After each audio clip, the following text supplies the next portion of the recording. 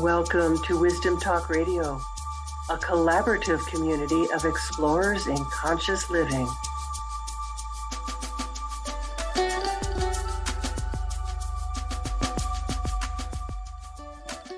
There has been so much written about both the real and the symbolic Mary Magdalene. What might those stories have to teach us today? Where does the old and the new intersect? I'll be diving deeply into that with my guest today. Stay tuned for someone very special. Hi, I'm Laurie Seymour, host of Wisdom Talk Radio and CEO and founder of the Baca Institute. Head there to discover your creative advantage by taking the Creative Innovator Quiz. Find out your personal creative innovator style so you can open the flow to your own creative intelligence and make everything in life easier.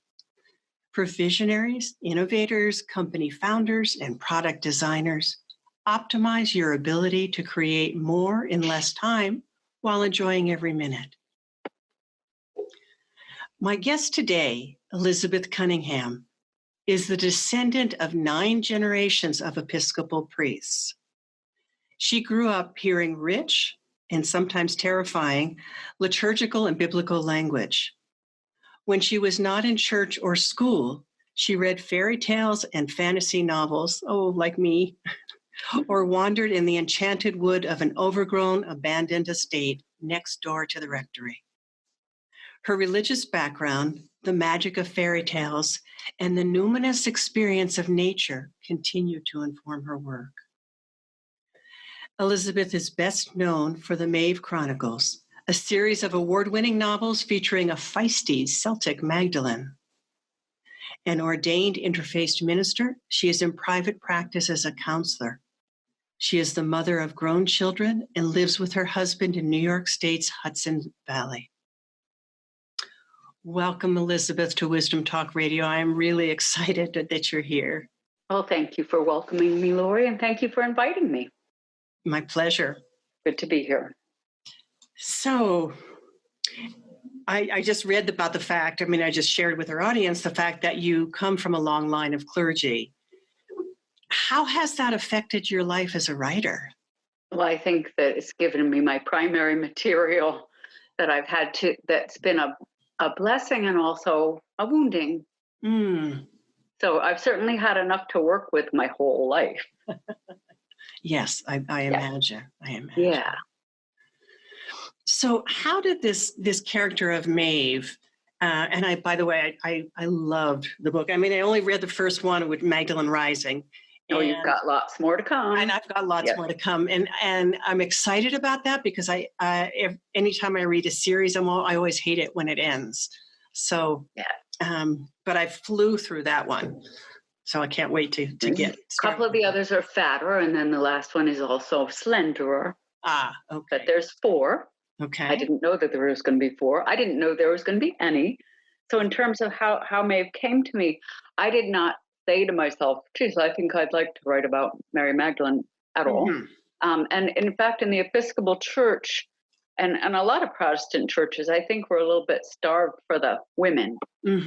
We don't really hear about them much, except at Christmas and Easter. So if there weren't there, we don't have all the saints' days and the saint lore, at least not in the Protestant Episcopal Church, maybe in the higher churches, Anglican churches. So I had written my first, not my first novel, my first attempt to really explore the goddess in The Return of the Goddess, the Divine Comedy, which was set in the Episcopal Church partly, really just exploring those relationships. And then I thought I had nothing more to say. You were done.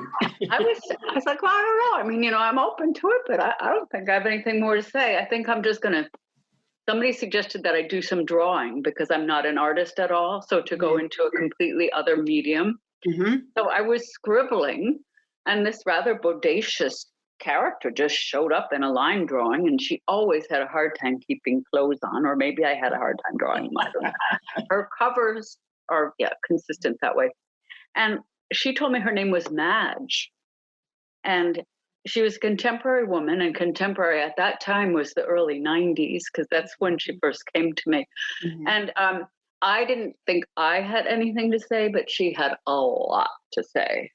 And Wow. so she started talking, and she had, and she had little biblical things to say. Like she was thinking about the body of Christ and what kind of body parts there were. And so who was the 6-year molar, So she was very irrelevant. She ate chocolates. She was an artist. She was a struggling artist, as I've been a struggling novelist all my life. And she supported herself with sex work. And she made no bones about that. Uh-huh.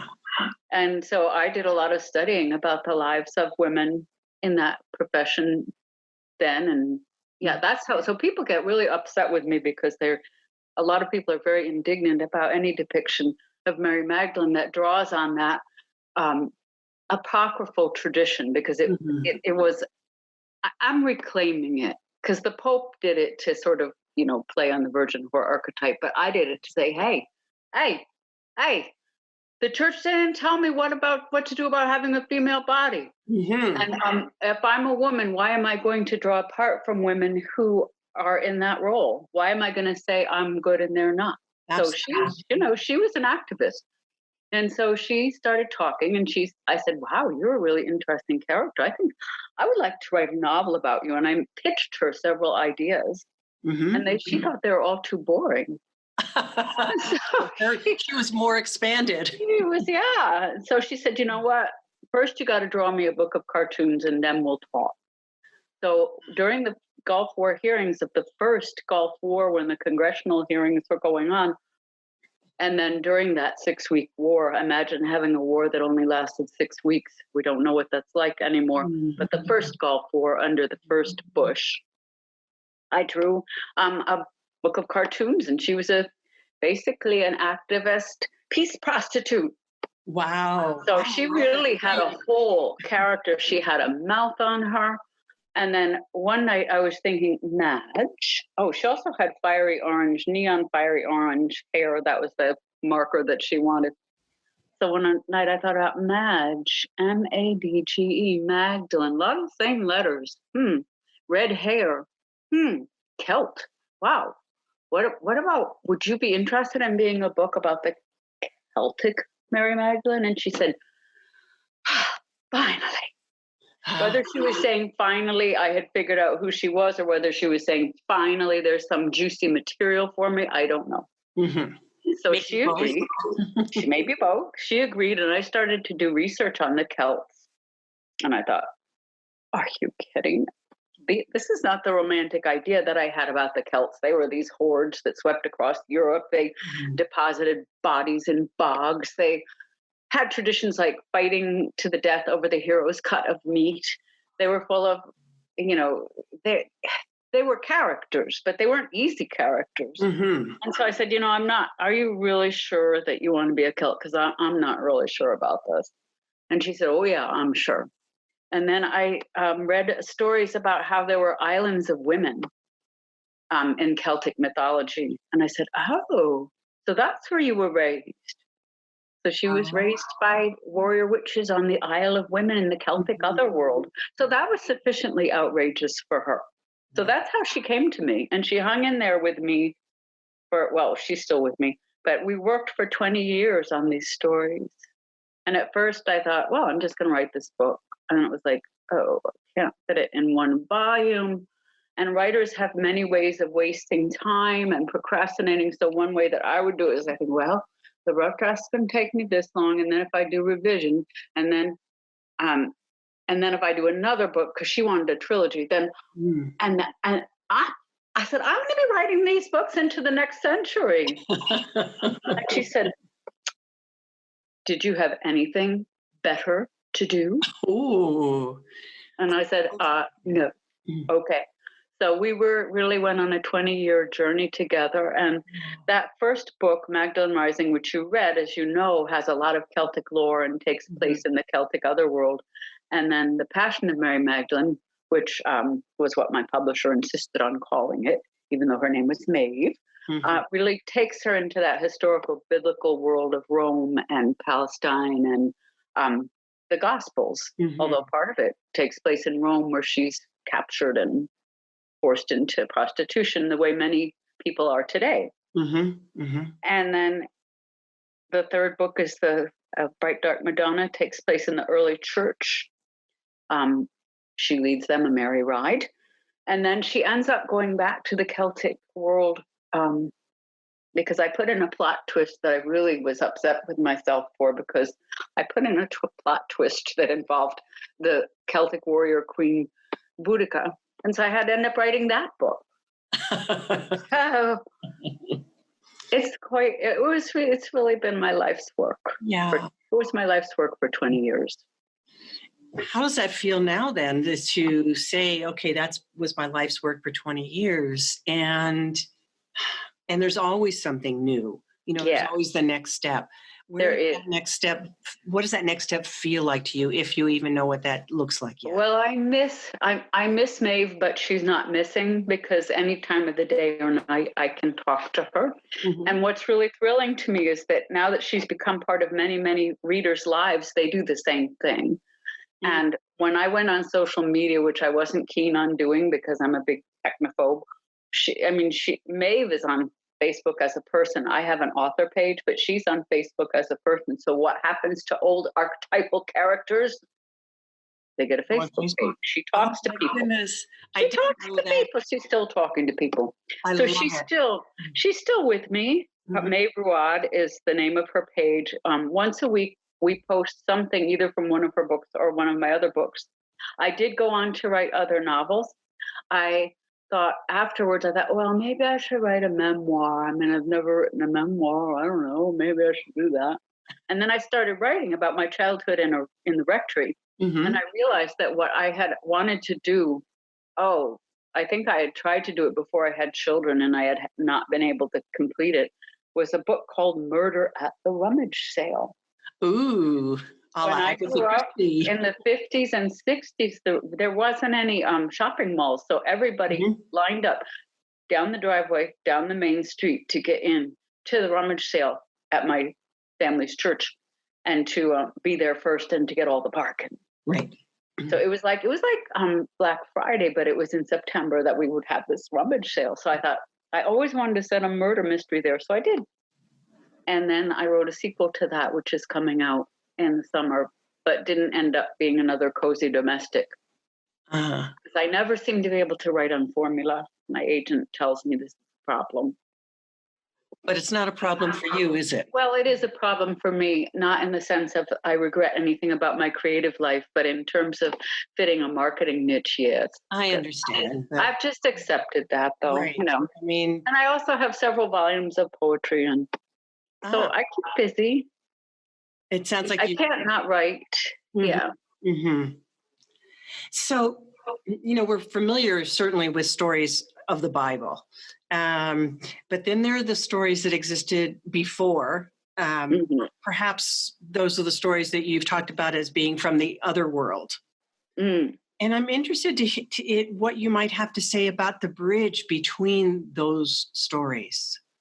Well, you mean like the Celtic world or the different stories in the Bible? Or well, we have the stories in the Bible, and then we have all the stories from the Celtic world and every other world around the world that precede that.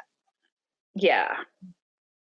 Well, I think what I was becoming, what I really learned about a lot, what I did research on a lot, was the first century itself. The first century Celts, first century Romans, the first century Jews. So I know a lot about those stories. And in a way, the book really is about, as you've seen, especially Magdalene Rising, is about storytelling. Mm-hmm. How do you tell a story? What is a story? What's the purpose of a story? As you remember from reading Magdalene Rising, when she met Jesus and he told her there is one story and there is one God, she thought he was out of his mind. Mm-hmm. So I think that one problem people have today, I think, is maybe they understand it when they go to cinema, but a lot of times people don't understand in relation to history that it is story. Mm-hmm. And that the kinds of sacred stories people told, whether they were the biblical stories or other stories, were not meant to be like, well, this is the real truth and these are the facts and you better know what they are. And they're only my facts and your facts. They're wrong. Even though for Jesus, there was one God and one sacred story. It Mhm. was still story. I Mhm. don't think that people has, said, well, this literally happened. It was like a way of understanding the divine. It was a way of understanding the human. It was a way of understanding the world. Mhm. And so I think people really need to get back to the idea of stories as something that can liberate and heal, and that there's not just news and false news Mhm. and manipulation. There's also that stories have a different kind of power, but they have to be understood as story. Yeah. They have the power to open Yeah, and to allow us yeah, to unfold into something. yeah. And I think my feeling about the Bible, and I mean, not that I didn't read tons and tons of scholarship, especially biblical scholarship about, well, what really happened and what didn't happen. Although my favorite book on biblical times was just life, daily life. It was about daily life, and it was all Mm. the phrases and how people understood things and what people ate and what people wore. Because I think that this obsession with, we're going to find out who Jesus really was and wasn't, and we're going to find out who Mary Magdalene really was and wasn't. Although it's interesting, and I think archaeology is interesting and history is interesting, but in some sense, these stories are stories. They are alive. They're going to be told differently in every generation, and they should be. Yeah. So when you say Yeah. that, and you say that stories are alive, and I completely and utterly agree with you, and know the power of Yeah. story in that way, how can you how can you help our listeners understand a little more about what story might mean for them in their own lives? Mm-hmm. Well, I think that any story that resonates with you, whether it's a true story, a memoir, a novel, a film, resonates with you because it touches something in you. And what was I going to say? Oh, um, yeah, I know what I was going to say. Dorothy Sayers, who is a novelist and a mystery writer, Mhm. once explained the creative process as the Trinity. So she said, there's an idea, like you say, wow, I'm going to write a book about the Celtic Mary Magdalene. And then there's 20 years of labor. And then there's the story goes into someone else's hands, into someone else's mind, and it has its own life. Mm. And it changes because of that.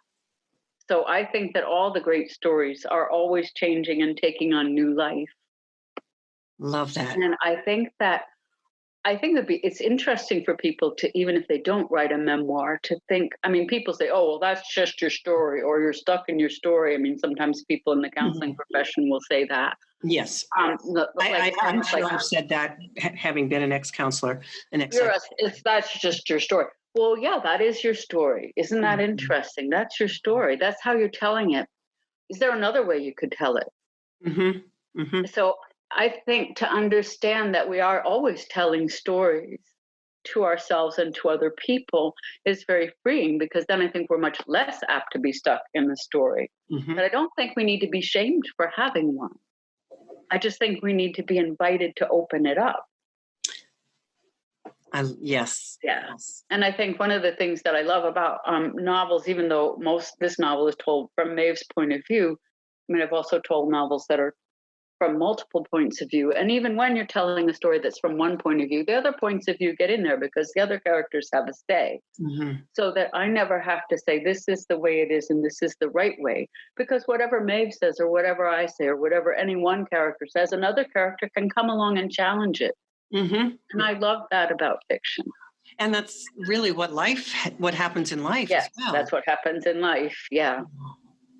So, in your stories with Maeve, or at least the one that I've read so far, there was a lot about the going into the dark, and I Mm, put that into quotes, into the inner silence. What I speak about is the inner silence. yes. Um, and for me, it is an essential component of how we discover who we really are. Yeah. How would you speak about that from your perspective? So I think that I love, what did you call it? The inner silence. Mm. Yeah, I think one of the things that um, in our culture we hear a lot about the light and the light is good and the dark is bad. I think part of what's happening now is people are telling new stories, and you think about the womb is a dark place, the earth where a seed gestates is a dark place. Night is the time when things regenerate. Apparently corn grows in the night. I didn't. So yeah, corn grows on a warm night, and everything, you know, you look at the morning and how fresh it is and how beautiful. That's because of the night. Yeah. So, Maeve has an initiation, and Jesus also has an initiation where she literally goes into the earth, and she remembers that she is part of the earth. Yes. She merges with the earth.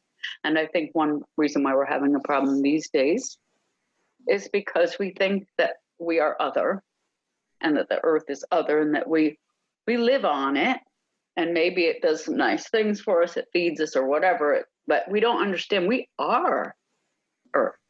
We're just another life form. So interesting. Yeah, I speak about energy in that way. You know, that the universe is all energy. The physicists have demonstrated that. And we are all energy as well. And we forget, and we think we're separate from the universe in that very same way, because we don't remember that we are all energy too. And then have to address what are the ramifications of that? You know, what does that really mean for us? And how do we come to a deeper relationship with our own life and our own potential? Yeah, I think if we did remember what you're saying, that we're all energy, then we wouldn't be so afraid of death, maybe. And death, if we didn't see ourselves separate from earth, we wouldn't be so afraid of it either. Indeed. Yeah, because we're just going back. Yes. Yeah. And that cycle is something that's so important right now. And so I wonder if you feel like Maeve and or you might have a message around that in today's world, that we're dealing with pandemics, we're dealing with wars, we're dealing with crisis. I think that, I just read Carol Christ, who writes on feminism and religion blog site, where I also write sometimes.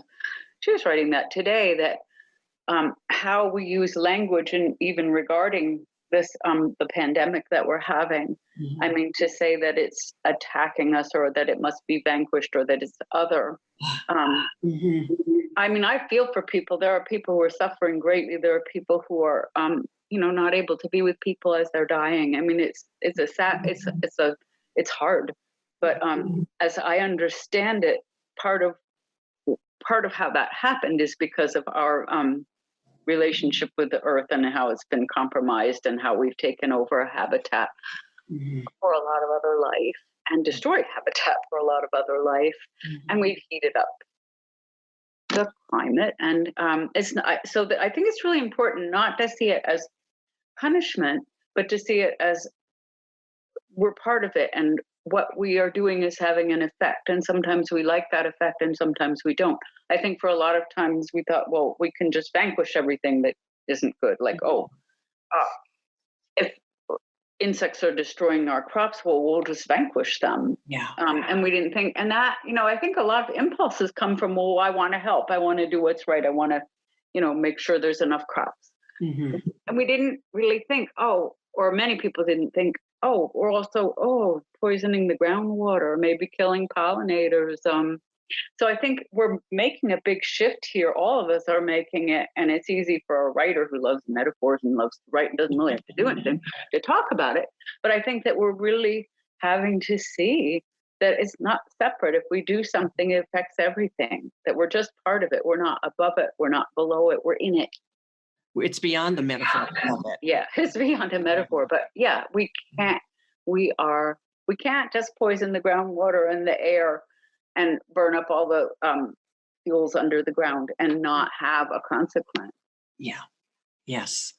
And we can't treat people the way we treat people also and not have a consequence. People, animals. I've been talking a lot about that, about our thoughts and the judgment and the blame. We want to blame somebody else for what's happening. And all that does is separate us even further. Yeah. And create that more of that energy of judgment and blame. And we're all feeling the impact of that. Yes. Yeah. One of the things I was just thinking about today and kind of standing back and looking at the effect of the pandemic, which is hard and also maybe necessary in some ways, is that to me, part of what's sad is that the people that may have profited most from what we've done from the earth, they can be fairly comfortable and safe.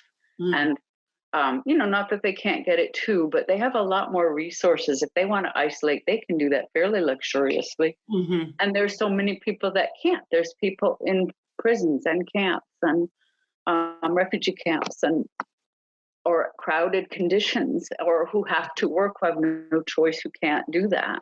So I think that this is, not only is this about what our relationship with Earth, but it is also about our relationship with our own kind. Yes. That we could have a chance to look at that. And this is affording that opportunity is a piece of the opportunity of it. If we take it.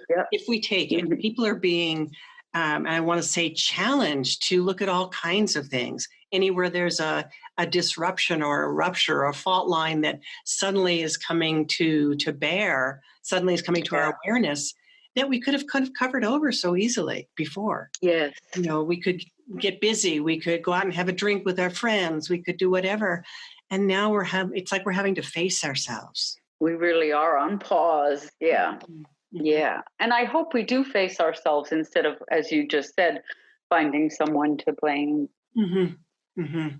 Yeah. Because we don't have to blame ourselves either. It's not about that. No. And I think that's the thing that I get pretty down on my own species sometimes. But that's when I think it's helpful to remember I really don't know why we evolved the way we did, or made the choices we did, or have the nature that we did, but we are not separate from the planet. Mm-hmm. So I don't know what's going on or why, but we're here. Yes. Yes. Yeah.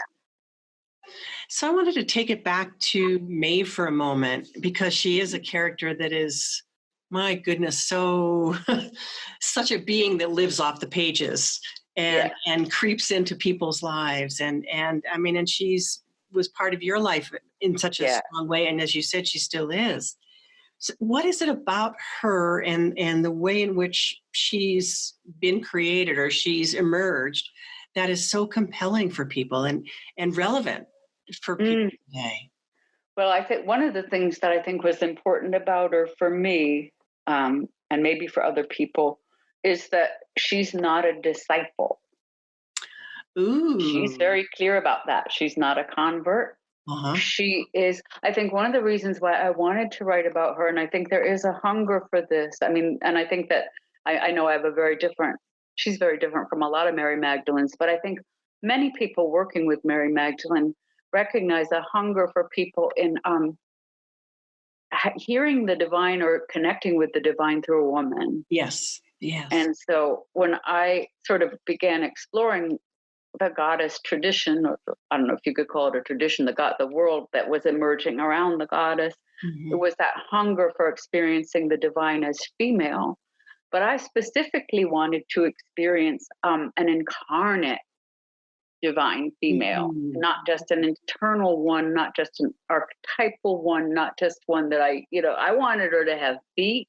I wanted her to have problems. I wanted her to make mistakes. I wanted her to, I think what was very compelling to me about Jesus, and still is that he was human. He walked around with dusty feet. He washed people's feet. He didn't just stand back and say, well, you humans, you ought to do this, that, and the other. He's like, oh, okay, I'm human. Yeah, he got in there in the muck. Yep, in the muck. And I think that really what Maeve says to people, first of all, she says you can experience the divine and embody the divine as a female. And also she says, which I think Jesus did too, that we're all here mediating that, the divine and the human. Not just an ascended master or an avatar or whatever. All of us are really standing here between heaven and earth with our roots in the earth and our branches reaching for son. Mhm. We're all doing it. Yeah. So I think that she is a friend and a companion, and she's accessible, Ah. but she's also transcendent. She's both, Yes. She and gives we us are, a way. too. Yeah, I was going to say she gives us a way to see that in Yeah. ourselves. Yes. We now I don't know about the Episcopal Church, so forgive me if I step on any toes or. Mhm. But for me, it's what's so important is to be able to go directly to the divine. That we don't need intermediaries. Yeah. That so many of us have grown up in traditions where we've not been taught that. That Yeah. we can't directly go and receive our own guidance. And I think, And that's what things that Maeve is so strong with. oh, she is. Yes. And I think that was what drew me to the Quakers. I'm not a Quaker now, but because I was in a church where my father was up there, Ooh, doubly. him and God and Casper the Holy Ghost. And, Mhm. I think that direct experience is very important. Mhm. The Quakers also wanted to sort of balance that with our accountability to our neighbor and to Mhm. others. Mhm. And they felt that people that were too individualistic they called them ranters. So I think that balance between I'm an individual and I have direct access, which is really important, I think, also is sort of balanced or leavened and I have my neighbor. Yes, and I would say not only my neighbor, the human, but my neighbor, all life, all my relations. Mm-hmm. Mm-hmm. The global community. Yeah. So I think that it's really because we're so accustomed to thinking in terms of individuality, and Goddess knows I've insisted on mine, but to be also mindful that we are little, we're little life forms in a living part of a living planet. But we don't need a church or a priest to teach us that necessarily, but we do need to learn it in some way. Yeah. So I think Maeve's trying to do that because, and Jesus also, I mean, that they're both learning it together. They struggle with their own communities and within community. And it's an ongoing struggle, I would say. Yeah. Yeah. And I hope this is okay to ask you, and you can tell me if it's not something you want Sure. to do. But I'm thinking about that in terms of your own life and what you grew up with. You just said, about your father, the priest, and the whole line of that. And how has that been for you to come to the place of, no, I have my own direct relationship with the divine? Yeah. Well, I think that happened, like I say, when I went to Quaker meeting, that was very important. Mm-hmm. But then encountering the divine as female, Yes. I kind of, the Quakers at that time were struggling with their identity. Were they Christ-centered? Were they Christian? Were they open to all comers? And eventually I realized I had to go find my own path. Mm-hmm. And I went to an interfaith seminary, which was very helpful. And then for many, many years, I did have a community that was sort of, well, you haven't read about Temple Magdalene yet. It's in the next book, but a community that was very earth-centered and open. And we had a ritual, we had a community. Mm-hmm. And that's a long story in itself. And that I'm not on that land or in that place anymore, but that community still kind of exists. And on Good Friday, we're going to have our annual reading of the 4 chapters that tell the story of the Passion on Zoom. So I think that I think that I've always tried to find a way to be in community as well as in some ways I very much like to be a solitary, but I feel that tension in myself and in life. How do you love your neighbor? And who is your neighbor? My neighbor's human beings, but my neighbor's also trees and birds. Yes. And that person on the other side of the world. Yes. Mm-hmm. So that land where we were, which was my mother-in-law's, has been preserved in conservation easements, but there are many reasons why we couldn't carry it anymore ourselves. So but the energy of it still exists. It still exists. It does. Yeah. Was there any relationship between that and like the Gnostic church? Well, the Gnostics never, I mean, I read about them. And this is like one of the ways that I don't want to offend anybody either, but my understanding of the Gnostics, while they were more inclusive of women, there was also that real spirit earth divide. It was a little too dualistic for me. Like I say, I'm very, very drawn to the incarnation, and what I wanted in Maeve was an incarnate woman. Yeah. So I like things. I like earth. I like earthiness. I like earth. I feel like, well, we're here in bodies. That's where we are right now. So let's be in them and do our best with that. It's challenging sometimes. Yeah. I love that. And it is challenging, and it's challenging perhaps even more right now. Yeah, very. Here we are. And here we are. So how are you rising to the occasion? To the occasion of the current situation. Yeah. Well, my husband is 81, does have a heart condition, so I'm being very careful about infection. But I have my counseling practice. I have people from all over the country and in other countries even. So some of it was on the phone before, and some of it I've done FaceTime.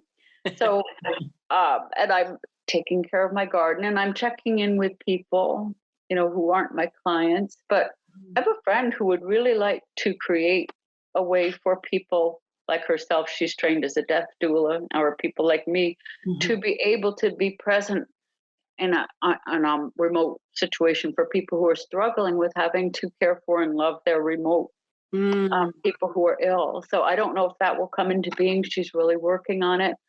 But I feel like, that's neat. What I have to offer. It's not really very difficult. I mean, it's difficult for me in the sense of being aware of all the trouble people are having. It's not hard for me in terms of I've already lived this way. Yes, I already live. I already do my writing and my counseling, and that hasn't changed. And right now, going into spring and having to take care of a garden is pretty nice. I mean, I'm pretty lucky. I'm one of those people who's very, very lucky in my circumstances. It's really a wonderful thing. And my children are, I can't see them, but they all are safe, and they're able to work remotely, which again, I was saying before, I mean, some of us have those, whether we were born to it or whatever, we're lucky. We can do that. We're not out in the streets. We're not out having to risk our lives. We're able to continue. We're not losing our jobs.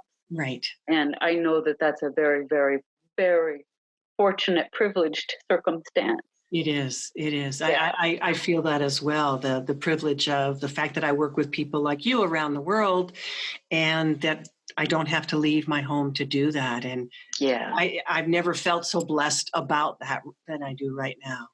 Yeah. And blessings on all those people who are out there in their bodies, taking care of other people. Yes, indeed. Yeah. So your books, at least the Maeve Chronicles, have been published by Monkfish Publishing. Is there something you could also tell us about how people, if you'd like, how people could reach out and connect with you directly if they wanted to see you as a counselor? I do have a website, which is called elizabethcunninghamwrites.com. And people should theoretically be able to contact me through that, but I don't think that works very well.